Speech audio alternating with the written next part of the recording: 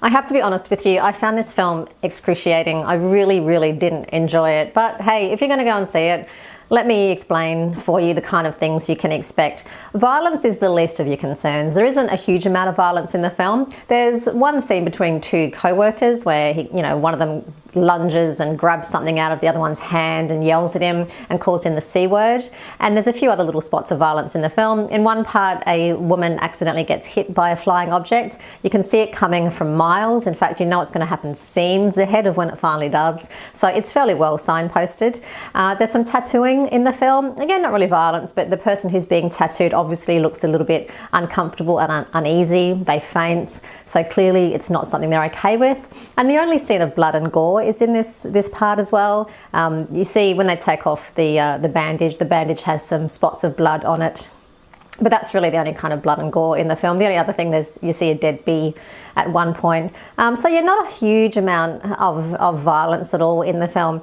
What I will say though is, I wouldn't call it violence, but there's a lot of very aggressive references in the film. So there's a song which is played and the lyrics are about Native Americans, it's about how they were slaughtered, it's about scalping and this sort of stuff. Obviously being a David Brent piece, there's a lot, well, everything is kind of up for grabs in terms of how offensive he can be. So anything, I'm talking rape, AIDS, these are jokes about all these kind of things, stereotypes about culture, about race, colour, everything. And after a while, to be honest, it gets a little bit tiresome. It was kind of funny in The Office because it was clever. Here it's just repetitive and it's just over and over again. Likewise, the sexual references.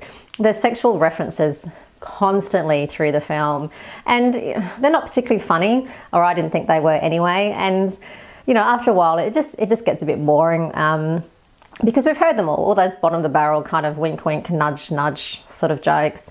There's, obscene hand gestures and something where he kind of, David Brent looks, he's telling a joke about masturbation, and so he makes the hand gesture, obviously, the one I'm talking about, to refer to masturbation, just in case that visual wasn't already clear in your mind. Nudity, there isn't any nudity in the film. There's a little bit of, I guess, skimpy clothing, but not even really. I mean, there's a lot of the scenes are set in pubs and clubs, so there's people who are kind of wearing short skirts and things like that. But I wouldn't say nudity is a theme at all in the film. Sex, there are no sex scenes in the film, but there's a few references to actually having sex. So one girl says, she's going off to get off with a guy, so you know that she's going to have sex. And a man invites two women back to his hotel, obviously hoping to get some action, but you'll see what happens if you get that far in the film.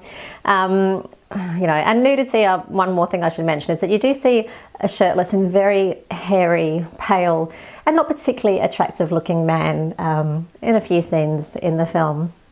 Nothing left to the imagination there, let me tell you. The other thing, of course, is swearing. There is a fair amount of swearing in the film. Like I've already said, there's one use of the C word. There's a few uses of the F word. The S word is probably used most heavily.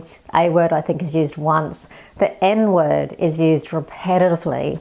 And I mean, it's supposed to be in that inappropriate, I don't know, I'm being offensive context, but again, if this is something you don't find funny, you won't find it funny at all.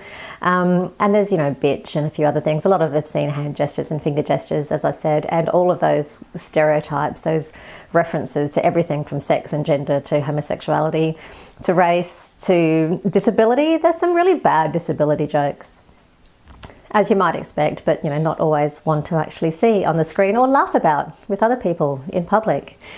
That's pretty much it. The other thing I should mention is drugs. There's no actual drug use in the film, but there's a few drug references. Prozac is mentioned, weed, marijuana.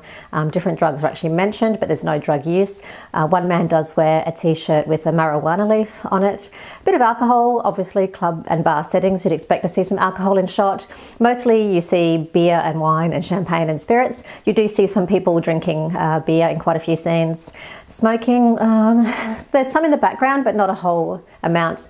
And you don't see gambling either, but you do see people sitting around playing cards.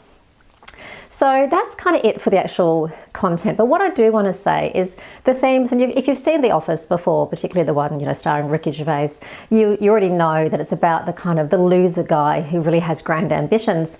And yeah, that is still very present in this film, but it goes on so deeply and so relentlessly this idea of this kind of reject guy who nobody likes him, or because he is so dislikable, but he feels so sorry for himself and he's such a jerk that he gets treated quite badly in this film by the people around him. And to be honest, more than anything, I found it started almost to uncover any insecurities or discomfort or self-esteem issues that I had. I'm a fairly strong-willed person, but by the end of it, I was feeling uncomfortable. I felt like, I felt things were rising, and I think this is the problem with the film, is that where it's trying to be funny, I think it actually cuts to the nerve a little bit too closely. There's some raw things that are unintentionally touched on here, and I just think if you're the sort of person who feels a little bit vulnerable or feels a little bit prone to rejection, or you've got you're the kind of the comic relief of your friends and they don't take you seriously,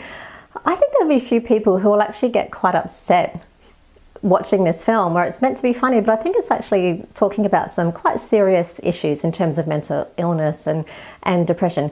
So look, I don't want to take it too seriously. It's not meant to be, but I just want to kind of warn you that, even me, I found it uncovered a few raw emotions, that things I haven't felt for years. It sort of brought those back, those kind of schoolyard jibes and attacks that you got, and you sort of forget about it because it was kid stuff. They started to surface. So, who knows, you might feel the same, you might not. You might find this the most hilarious film ever. If you do see the film, I do hope you enjoy it. I didn't like it at all. I found it, to be honest, excruciating, interminable. I couldn't believe it was only a 90-minute film. At the end of it, I actually looked at my watch expecting to have been there for 2.5 hours.